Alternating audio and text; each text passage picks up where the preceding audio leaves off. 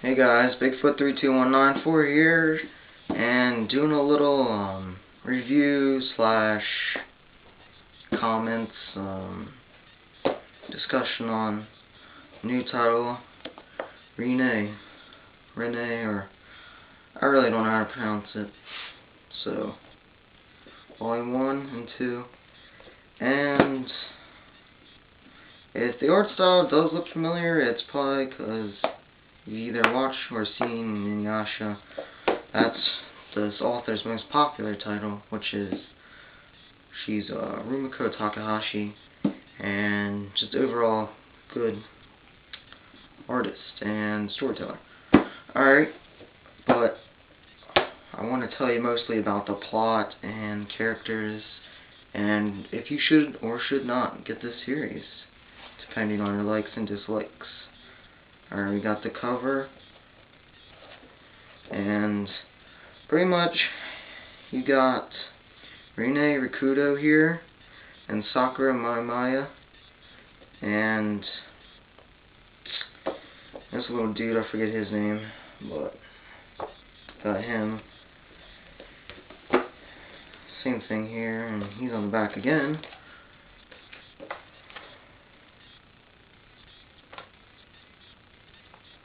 Hold on, I'll check out his name. His name is Rokumon, that little dude. And then there's Tamako, which is Rin-ne's grandmother. Alright, but anyway, Rin-ne is a guy that pretty much has to go around and help ghosts that have died and have lingering attachments to this world, like they don't want to leave because they didn't get to do something on Earth that they wanted to do.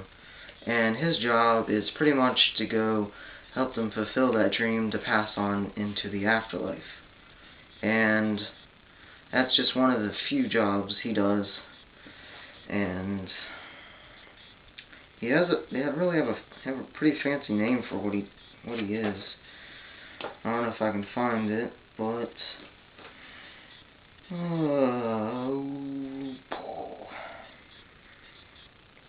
he's a Shinigami. That's his special job, Shinigami. And well, the reason you're probably wondering why Sakura's here, just hanging out with this dude, is because when she was little, she stumbled onto the wheel. Or sorry about that. Well, Sakura, she stumbles onto this big red thing, and it's called the Wheel of Reincarnation, which is like this giant wheel that pretty much you jump on to go to the afterlife, the good afterlife, not hell. That's a different spot, I'll tell you that. Anyway, he has to get everyone on here. When she was little, she went here and saw Rin-ne's grandmother, Tamako, and she was gifted with, I don't know if she was really gifted, she wanted it, but the ability to see ghosts. And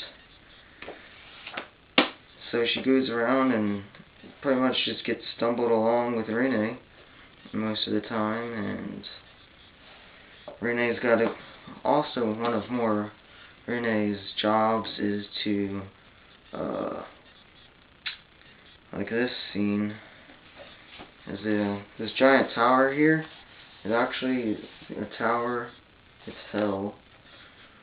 Yeah, and you pretty much, he's chasing this one guy because he got this other guy's soul, and it's pretty much like that. If a soul gets captured by a guy that lives in hell, and fills his head with like bad evil stuff, and doesn't want to come back to linger in his attachments, then he'll pretty much end up in hell forever, which you don't want that. So that's why Rin-ne's here, to purify him back to normal, and so he can pass on normally. And as for if you should buy this or not, well, there's only 2 volumes out so far, but these 2 volumes are very good. I actually prefer them over Inuyasha, although they have a very similar story. Oh yeah, one more thing. The Rin-ne, he actually uses money a lot. Kind of just like Full Metal Alchemist. You can't make something from nothing. So he's got money. The bigger the bill, he can throw it at something and like a giant wall will pop up, or he'll get a weapon, or he'll give him some special power. Alright, well anyway, I think you should get this. Only 2 volumes out so far. The next volume next month, I think. But anyway, 2 volumes is good, and I think anyone should pick up this title, especially if you've read Rumiko Takahashi's previous work. And it's just a very good series, and it's mostly serious. It's not quite as much horror as Inuyasha. Excuse me.